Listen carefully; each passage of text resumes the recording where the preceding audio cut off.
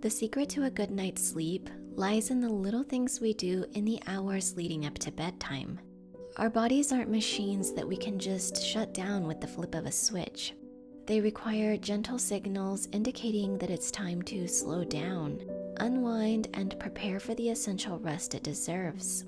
Today I'm going to walk you through my night routine, where I'll be sharing some of the Ayurvedic practices I like to include to prepare my body for a restful night of sleep.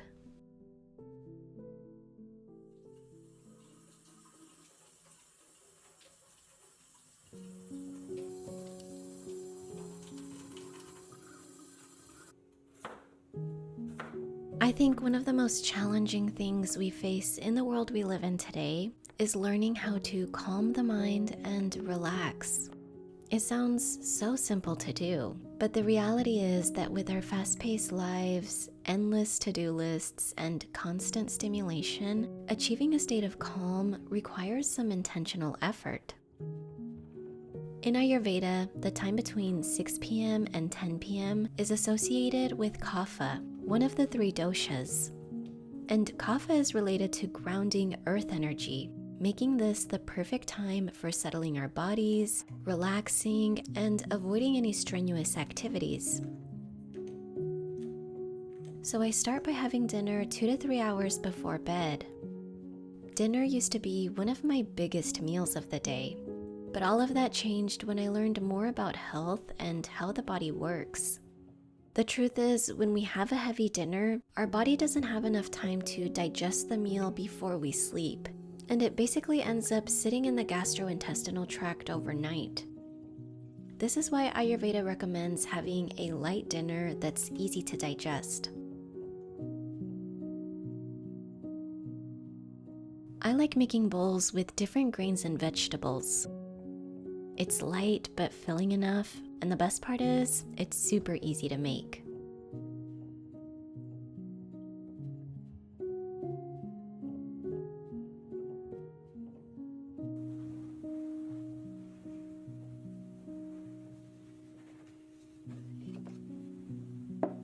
For some people, falling asleep is effortless. They can simply climb into bed and immediately fall asleep. But if you're anything like me, sleep is something you have to prepare for. I have a very active mind and can easily get lost in my thoughts. And this is where knowing yourself is so important. It's empowering, because if I know my mind is more on the active side, I can take the steps necessary to help balance things out. In Ayurveda, this would be related to Vata, another one of the doshas. And when this particular dosha is unbalanced, we have a tendency to overthink, feel restless, nervous, and anxious. Something that helps balance this out is creating a calm environment. Diffusing essential oils like lavender or frankincense help to soothe the nervous system, preparing both the mind and body for sleep. Dimming the lights also helps because light tells our body that it's time to be awake, and we don't want our body to think that when we're preparing for sleep. So I turn off any bright overhead lights and I'll turn on small lamps around the house instead. Ideally, it's best to avoid any technology and exposure to screens in the hours before bed. But let's be honest, in our modern world, it's not always possible. So about 2 hours before bed, I put on my blue light blocking glasses. These help to reduce the amount of blue light that my eyes are exposed to, which can interfere with the body's production of melatonin. To be effective though, it's recommended for the lens to be a red-orange color so it can block out most of the blue light. I also have my phone set to night shift mode, and I like to put it on the warmest setting. If you do have trouble falling asleep, I think limiting your exposure to blue light is definitely worth trying. I noticed a significant improvement in the quality of my sleep by making these small adjustments.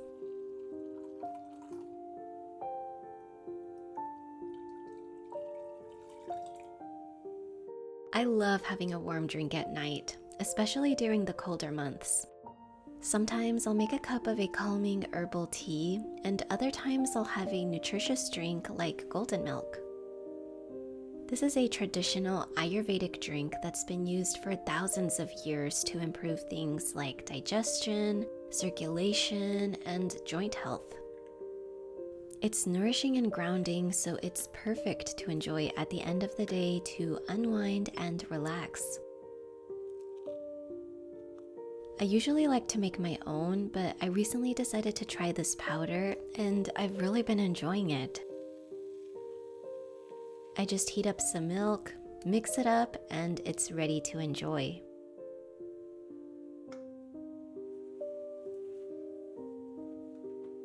And I like to sip on this while I do a relaxing activity like reading, coloring, or even doing something like folding laundry. These are all activities that don't require a lot of thinking, and they help me slow down and further quiet my mind.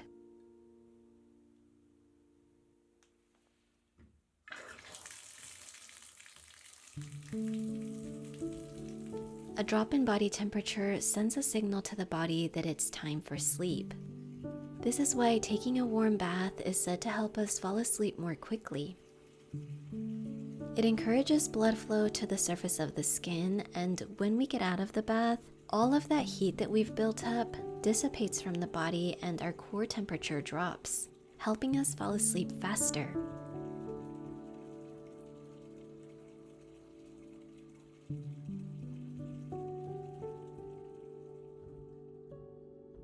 Most of the time I take showers over baths, but when I do take baths, I like to add Epsom salt to help soothe my muscles.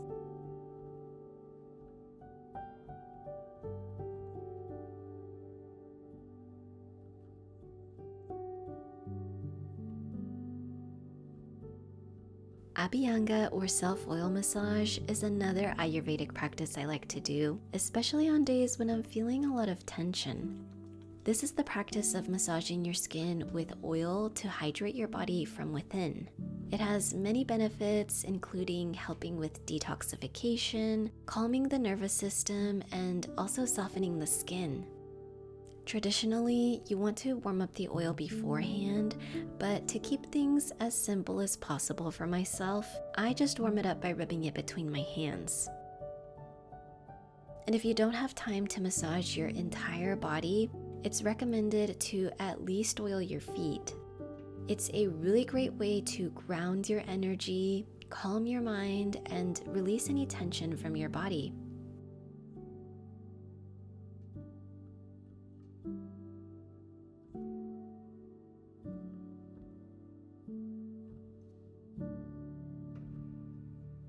I think a lot of us have this resistance to being still, sitting in silence and just being with ourselves.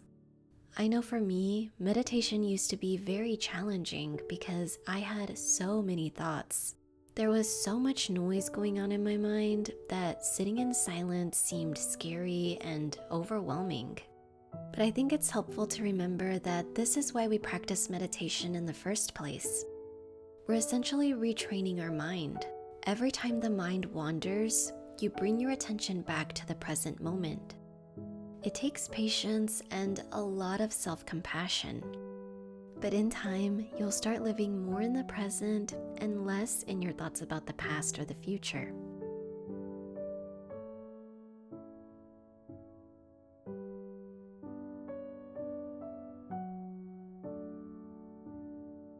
Namaste yogis, welcome to my channel. I'm going to take you through a 5-minute sequence. There's a short 5-minute yoga video I love doing at night. It's basically 3 poses you can do in the comfort of your bed to help release any tension in the body so you can fall asleep faster.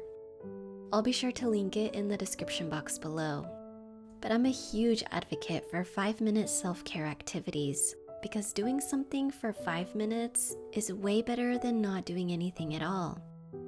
I may not be doing an entire yoga sequence, but these simple poses done mindfully make such a difference. Ayurveda recommends going to sleep before 10, otherwise we'll get a second burst of energy. If you're familiar with the doshas, 10 p.m. to 2 a.m. is related to pitta, and pitta is a time of activity.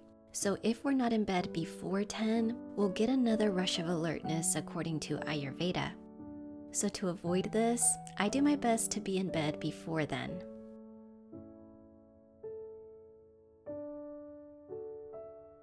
And after all of these relaxing activities, my mind and body are now ready for a restful night of sleep.